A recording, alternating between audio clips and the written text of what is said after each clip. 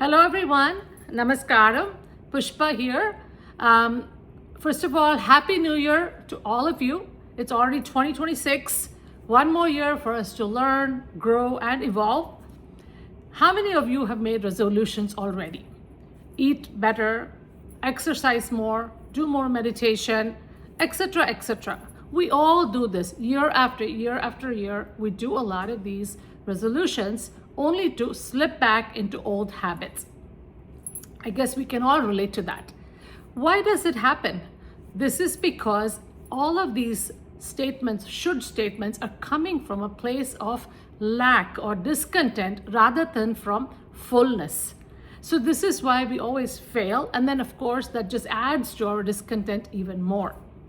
In today's episode, I wanted to share how we can make some resolutions that would actually help us grow inward and in essence help us in the outside as well. So stay tuned.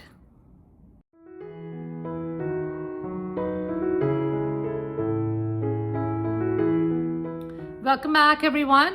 First of all, thank you so much to all my subscribers and my viewers who watch regularly and share their feedback. If you haven't already done so, please do subscribe. And if you like this video, like it and also share it with your loved ones. And I would really appreciate if you could put some comments in there if you like this, as well as what kind of topics you would like to see in the future. Let's begin with the topic today. So the new year has begun, and we talked about resolutions. Everybody has them. And usually resolutions are, I should eat healthy, I should do more exercise, I should meditate more, I should do this and I should do that. Should statements are usually voices coming from the outside putting pressure on us. It is really not motivated by inner wisdom. Although many of those things can be useful and helpful for us, it's still not coming from a deeper part of ourselves. So that is why it is hard for us to keep going at that pace, because we are not convinced that is what we need to do. So generally, following a diet or doing more exercise are all great habits. And of course, you don't have to wait to New Year to do this, right? So this is where our goal should be much higher than these smaller goals, which are mainly for the body. If you go to that spiritual part of yourself, which is full of divine qualities like joy, peace, happiness, compassion, forgiveness, gratitude. These are the things that give you fullness in your heart.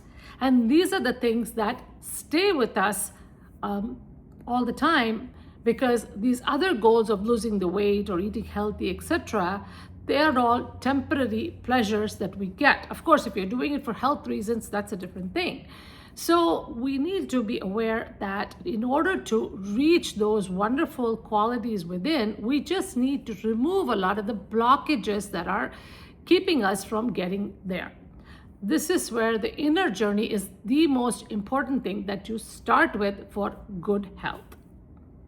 Yoga and Ayurveda, the ancient wisdom, has always told us that the integration of body, mind, and spirit, which is called swastha, is the definition of good health.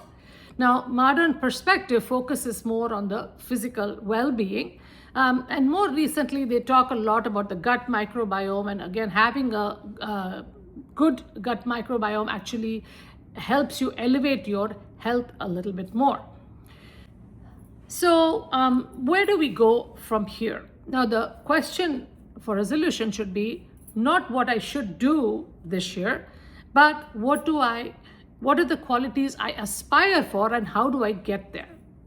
So instead of resolutions like I want to lose 10 pounds, I want to exercise 1 hour a day, etc., let's consider some resolutions that would be good for our spiritual health and uplift us in such a way that we make the right choices even automatically without really thinking about it that much. So what are these resolutions? It could be something like, I want to feel more grateful this year, so I feel content and happy within. I want to feel joy in the midst of any circumstances that comes to me. I want to feel peaceful in the world of chaos. no matter what happens in my life. Now, these are all very lofty goals. And remember, all of these external things that we want to do when we make resolutions are all leading up to this kind of inner joy and peace that we're looking for. But in those situations, when you do those temporarily, all you get is temporary pleasures or temporary happiness. There is not something that is sustaining, because when you fall back or into old habits, you go back to the old negative thinking again. So this is why we need these higher goals to keep us going, something that you can practice for the rest of your life and not having to make a resolution every single year. So where do we begin? Let's say our resolution is to have gratitude this year. We start very simple. You can do 3 different things. One is you can write down 3 things that you're grateful for in a journal, either first thing in the morning or at the end of the day. Number 2, you can record yourself for what you're grateful and then listen to it, because that kind of reinforces what you feel. Number 3, you can sit in stillness, close your eyes, keep your hands on your heart, and just feel that gratitude within. And this itself will start filling your heart so much. So the more and more you practice this, slowly you will start your heart feeling full and feeling content.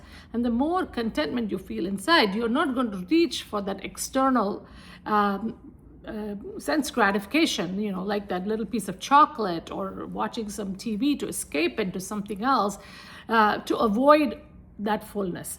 So again, this is a very good practice that you can start right away.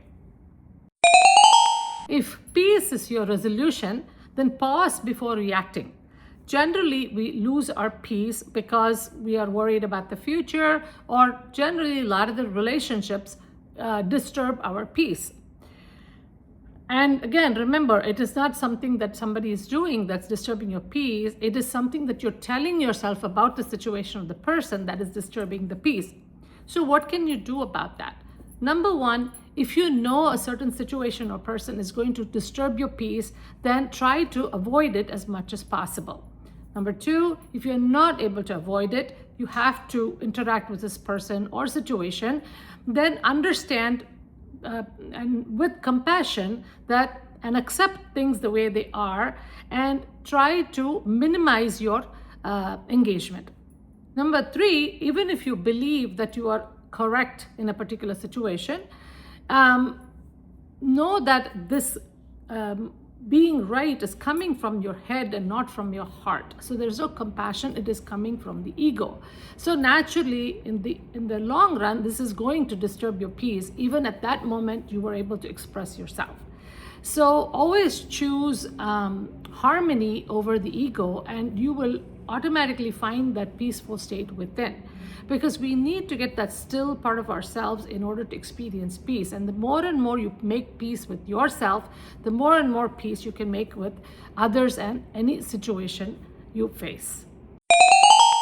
If joy is your resolution, then you can do a few things for that as well. Now, joy is our very own nature. You're not able to experience it all the time because there are so many impurities that are blocking it. So one thing you can do is you can sit quietly and intend to feel joy within. And every time you inhale joy. And as you exhale, you let go of any painful emotions that you're holding on to. Number 2, you can journal a joyful thing that happened to you every day at the end of the day, so you feel that joy in your heart again. Remember, this is a feeling. Everything is about feeling it within your heart. Number 3 is letting go of past mistakes, past hurts, past traumas, etc., by practicing compassion for yourself as well as for others, knowing that none of those things matter anymore, and those are all just something that shaped you into who you are today, but it is also the darkness that's hiding the inner light and joy within. Number 4, surrender to a higher altar. So the more and more you humble yourself, you actually feel like you're part of something much bigger than yourself, and you're not having all of those just selfish desires which are blocking the joy in your life. Diet, exercise, yoga, journaling, and so many other tools I have shared along the way are all very useful to keep us very healthy physically and mentally and emotionally. However, when we have a loftier spiritual goal, that would lead us to our fullness of our heart, see the light within, see the joy within, and it will automatically make these wonderful, wise choices that are necessary for good health. We have a whole lifetime to work on this, so we don't need to keep making resolutions on little things every year, which we end up failing a lot.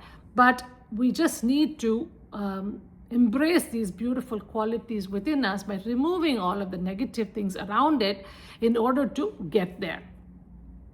So choose these qualities of gratitude, peace, joy, compassion, etc., and start working on these things, and you will see that you will start to evolve and grow and feel a lot happier within.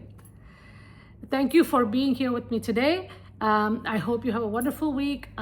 Listen to your body, observe your mind, and heal yourself. And I will see you again in my next episode.